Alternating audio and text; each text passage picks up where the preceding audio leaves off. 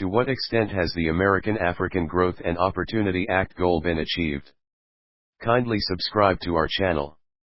The duty and quota-free access to the U.S. market granted by AGOA has helped in boosting trade and investment between sub-Saharan Africa and the U.S.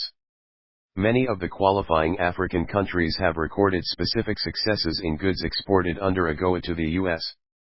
These include textiles and apparel from Kenya, Ethiopia, Mauritius, Lesotho, Ghana, and Madagascar.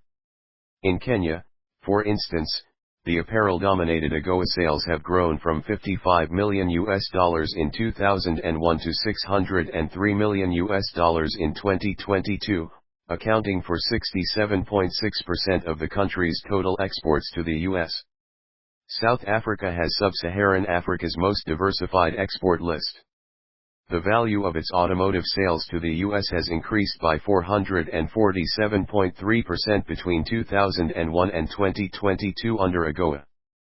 South Africa's vehicle exports to the U.S. increased by 1,643.6% in the first year of African Growth and Opportunity Act, from 853 units in 2000 to 14,873 units in 2001.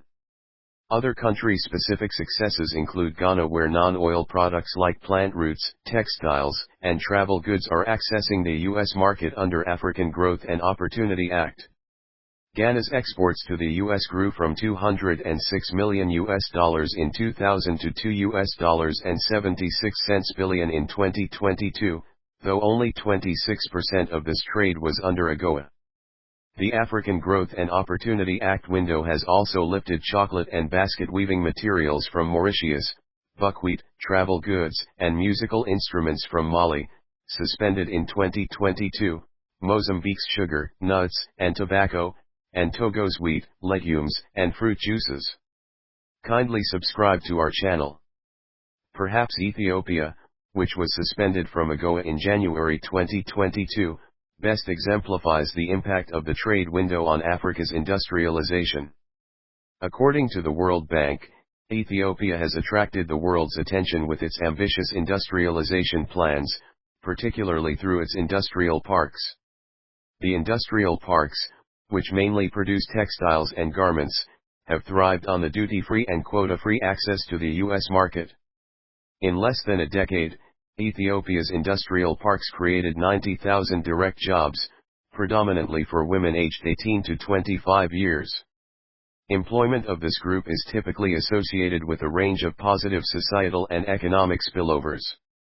Ethiopia's exports to the U.S. increased from $29 million to $525 million in 2020, 45.3% of it under AGOA.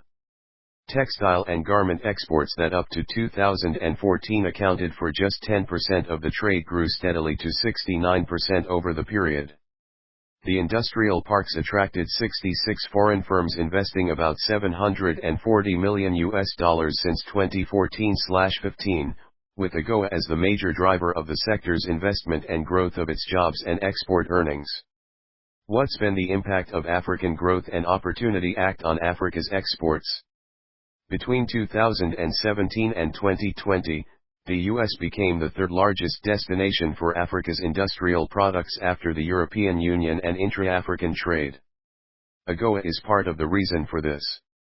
That means AGOA has stimulated significant value addition in the region, traditionally known for exporting unprocessed items.